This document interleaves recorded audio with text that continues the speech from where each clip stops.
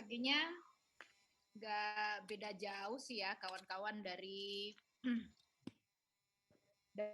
apa yang sudah kami sampaikan di situ ya. Tapi memang um, apa hmm, intinya sih bagaimana kemudian um, apa yang kita lakukan, apa yang kita tulis, apa yang kita investigasi itu mendapat dukungan yang besar juga dari publik gitu ya.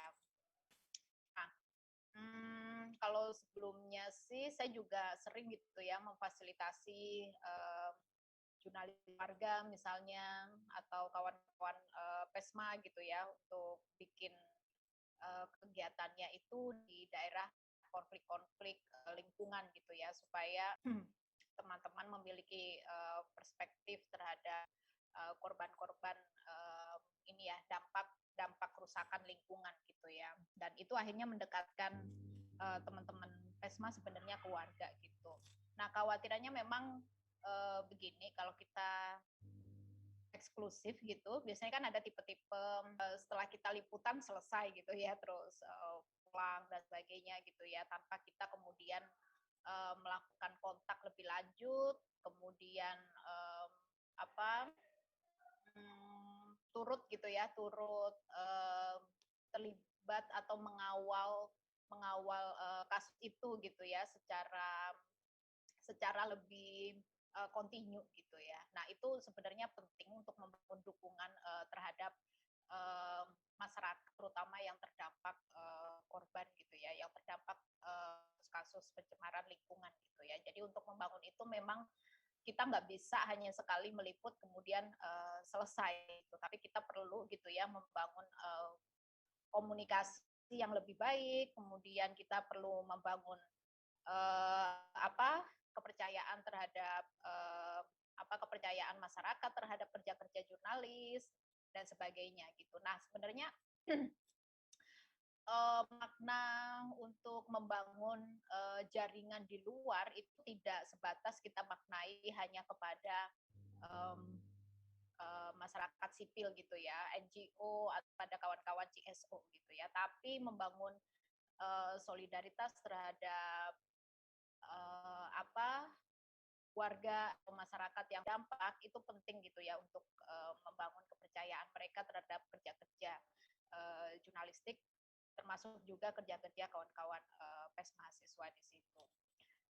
Nah, sebenarnya saya menemukan di beberapa tempat itu banyak juga beberapa teman-teman yang juga aktif di PESMA, dia juga intent gitu ya untuk melakukan pendampingan-pendampingan gitu ke masyarakat-masyarakat yang menjadi korban kerusakan lingkungan dan sebagainya. Dan mereka kemudian tidak terbatas hanya menulis di kampusnya, karena memang ada beberapa kampus-kampus yang alergi gitu ya, atau tidak terlalu membuka ruang untuk jurnalis pesmanya untuk menulis persoalan-persoalan atau problem di masyarakat gitu ya, tapi teman-teman mensiasatinya dengan mereka menulis di media komunitas atau media-media jurnalis warga gitu ya.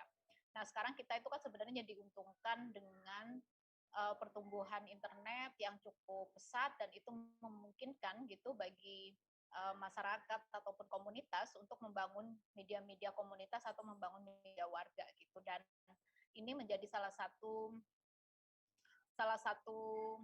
keuntungan kampanye-kampanye teman-teman, kemudian tulisan teman-teman mahasiswa itu banyak tercover gitu ya untuk bisa membantu advokasi di masyarakat yang terdampak problem-problem lingkungan itu gitu ya. Nah, di daerah aku kan di Banyuwangi sebelumnya ya, karena di sana terdapat kasus gitu pertambangan, konflik pertambangan dengan masyarakat nelayan, ada petani di sekitarnya gitu. Nah itu justru yang memang banyak bantu justru teman-teman PESMA gitu ya, kita membantu untuk misalnya membuat kanal media warga yang menggunakan menggunakan fanpage di Facebook misalnya ya. Nah teman-teman banyak menulis di situ gitu ya. Jadi ada juga banyak teman-teman PPMI yang datang dari berbagai kampus yang akhirnya menjadi aware dan tahu gitu ya tentang kasus ini, dan mereka datang gitu ya untuk meliput, kemudian juga beberapa di antaranya juga membantu untuk penguatan media-media warga gitu ya. Dan itu kupikir sangat positif gitu ya untuk membuat kawan-kawan PESMA menjadi tergerak untuk concern di isu-isu lingkungan ya, karena itu memang menjadi salah satu isu yang sekarang itu menjadi banyak perhatian, apalagi pasca pemerintah mengesahkan revisi Undang-Undang Minerba, kemudian Omnibus Law. Nah, ini akan diperkirakan bahwa kasus-kasus lingkungan itu ke depannya akan semakin banyak gitu ya. Dan dari kasus-kasus itu akan makin banyak juga warga yang akan menjadi korbannya gitu. Nah, kenapa sih kehadiran PESMA itu justru penting di podcast mengenai lingkungan? Karena kita tahu bahwa media arus utama itu tidak banyak yang menaruh concern gitu ya terhadap isu ini. Apalagi kita melihat oligarki media yang menguat, kemudian media-media lokal itu sebagian besar masih mengandalkan iklan dari pemerintah daerah gitu, EBD. Ini yang akan yang membuat keberpihakan media arus utama dan juga media lokal itu menjadi sangat kurang gitu ya terhadap warga yang terdampak lingkungan maupun menulis dengan perspektif lingkungan yang baik gitu ya dan yang oke. Nah, posisi-posisi intervensi terhadap ruang redaksi media, kemudian terhadap jurnalis, ini yang akhirnya membuat kehadiran kawan-kawan PESMA, termasuk di dalamnya itu jurnalis warga, menjadi sangat relevan untuk membantu menyuarakan warga yang terdampak gitu ya. Nah, kita ingat salah satu fungsi jurnalis di sini seperti yang diingatkan di 9 elemen jurnalisme Pilkovac itu adalah voice of voiceless gitu ya, memberikan ruang atau menyuarakan kelompok-kelompok yang tidak memiliki suara atau kelompok-kelompok yang terpinggirkan gitu ya. Dalam struktur ekonomi kita pasti mereka yang voiceless itu berada di piramida yang paling bawah gitu ya. Mereka yang tidak memiliki kuasa untuk mempengaruhi kebijakan media karena tidak memiliki uang misalnya untuk beriklan gitu di media dan sebagainya.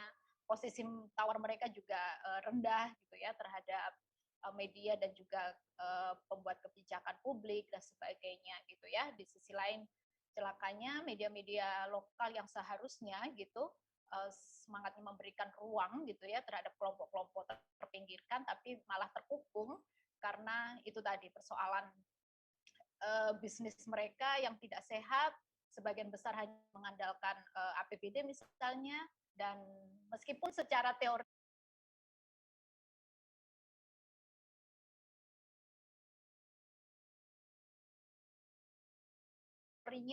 ruang redaksi itu dan sebagainya, tapi dalam prakteknya itu terjadi gitu ya. Mereka media-media lokal menjadi lebih enggan gitu ya untuk menulis hal-hal atau yang mengkritisi kebijakan publik di daerahnya gitu kan. Nah, ini situasinya akhirnya yang membuat mereka jarang sekali membuat yang berperspektif terhadap korban gitu ya atau warga yang terdampak dari kerusakan lingkungan ini gitu kan. Ini yang kemudian menjadikan alasan kenapa PESMA dan kawan-kawan jurnalis warga menjadi sangat relevan, dibutuhkan oleh publik gitu ya supaya suara-suara kelompok yang terpinggirkan ini menjadi lebih muncul gitu ya di permukaan atau minimal di media sosial gitu ya, karena harus diakui atau tidak sekarang warga itu banyak berkerumunnya di media sosial gitu ya, sehingga kita bisa memanfaatkan ruang-ruang itu untuk mengangkat suara-suara warga yang terpinggirkan. Nah, dari kasus di daerahku itu, di kampungku itu, akhirnya memang berhasil gitu ya apa yang dilakukan oleh kawan-kawan mahasiswa itu isu dari isu warga ini yang berkonflik terhadap korporasi pertambangan itu akhirnya cukup menjadi perhatian publik gitu ya. Itu dilihat dari jumlah pembacanya yang tinggi gitu ya. Kemudian sangat interaktif, orang menjadi aware gitu ya dengan apa yang terjadi, dan akhirnya dari beberapa kasus yang muncul itu menstimulus teman-teman media gitu ya, termasuk media asing akhirnya untuk meliput gitu ya, karena pas saat itu ada konflik besar yang meledak gitu kan. Nah, banyak juga teman-teman media yang meliput apa kasus ini gitu dari sebelumnya yang sama sekali nggak aware gitu ya. Nah, jadi tetap optimis gitu teman-teman bisa memanfaatkan ruang ini meskipun gitu di satu sisi kita memiliki ancaman yang cukup tinggi gitu. Artinya dengan tingginya ancaman ini bukan menjadi alasan kita untuk bungkam gitu, untuk menghentikan aktivitas kita, tapi ini justru menjadi semangat kita untuk terus bergerak gitu ya, untuk memberikan ruang dan menyuarakan kelompok-kelompok yang terpinggirkan itu sambil kemudian kita bisa meningkatkan gitu ya kapasitas kita untuk melakukan vokasi, memperluas jejaring kita, teman-teman. Tidak ada resep yang 100% bisa menghindarkan kita juga dari berbagai represi di tengah situasi yang tidak bersahabat ini, tapi kira ini semua adalah perjuangan bersama gitu yang harus tetap untuk dilakukan secara konsisten bersama kawan-kawan jaringan lainnya. Terima kasih. Ya, terima kasih Mbak Ika. Terima kasih juga Mas Manan. Teman-teman juga nggak ada yang tanya, waktu sudah larut malam. Mungkin closing statement dulu. Dimulai dari Mas Manan dulu. Kayaknya udah cukup deh tadi sekalian closing statement-nya itu ya. Berarti kurang Mas Manan aja. Makasih ya. Closing statement-nya ya. Aduh, ya apa ya? Memang saya kira apa ya, sebagai pers mahasiswa kita kan memang seperti layaknya menjadi wartawan. Kadang-kadang kita tidak selalu tahu bahwa di dalam berita apa yang kita tulis atau apa yang kita lakukan yang membuat orang mungkin tidak senang, baik itu terutama kalau teman-teman pasti ketidaksenangan, terutama pasti dari rektor. Tapi saya kira itu jangan membuat kita patah semangat lah. Saya kira begitu teman-teman bergabung di pers mahasiswa, ya kan sebenarnya teman-teman ini memilih jalan pedang sebenarnya. Dan saya kira kita harus istiqomah di jalan itu. Dan saya kira ya ini ya, dan ya pasti ada risikonya.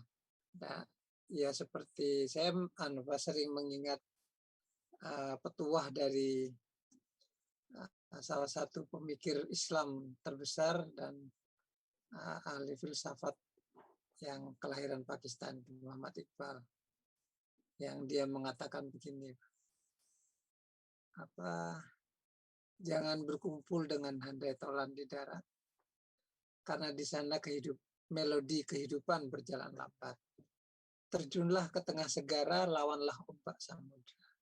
Mungkin di sana akan terselip dosa, tapi dia akan memberikan ganjarannya tersendiri. Ya, mungkin kalau kita menafsirkan dosa itu sebagai risiko, ya itu yang pasti yang harus siap kita hadapi, dan kita berharap akan mendapatkan ganjaran dari apa yang kita perbuat itu. Dan saya kira kalau teman-teman istiqomah atau teguh di jalan itu, itu akan menjadi modal yang penting bagi teman-teman ketika nanti punah sebagai pers mahasiswa. Dan ya komitmen itu yang saya kira akan menentukan kalau teman-teman akan menjadi wartawan seperti apa nanti di masa depan. Kira-kira itu, Devi. Terima kasih Mas Manan, Mbak Ika. Terima kasih untuk teman-teman semuanya yang bisa hadir untuk diskusi advokasi. Sebelum kita meninggalkan forum, mungkin bisa dokumentasi terlebih dahulu. Teman-teman bisa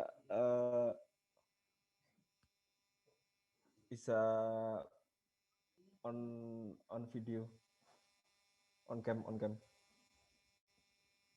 Kita foto bareng online. Yes.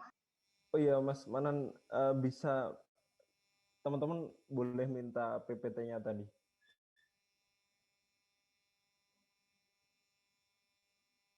Masih di mute.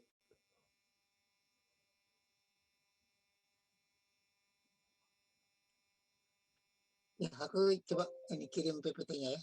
Oh, siap. Ini sebenarnya pendek banget ya. Siap. Teman-teman bisa on cam mungkin kita foto bareng.